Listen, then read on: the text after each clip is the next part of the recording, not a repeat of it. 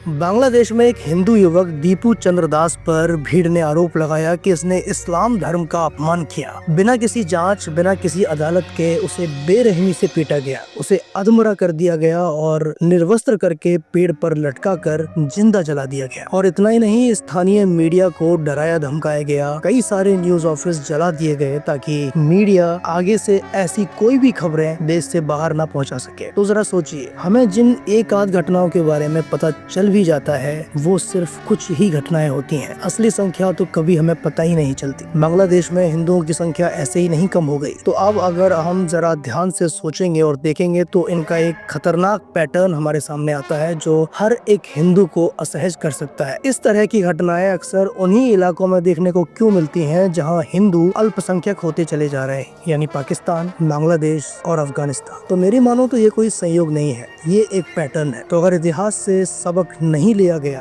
तो ये हालात कभी भी कहीं भी बन सकते हैं। और सही बात तो ये है कि उनके पास कई सारे देश हैं जो इस्लामिक देश का ठप्पा लगाकर बैठे हुए हैं, लेकिन हिंदुओं के पास में हिंदुस्तान के अलावा दूसरा कोई देश नहीं है। तो फिर इसका समाधान क्या है और कैसे हम इतिहास को दोहराने से रोक सकते हैं, ये मैं नहीं बताऊंगा, क्योंकि अगर मैंने बताया तो कई लोगों को बुरा लग जाएगा। समाधान सभी जानते हैं, लेकिन फिर से वही राजनीति और वही चुप्पी इस देश के हिंदुओं के लिए घातक बनेगी।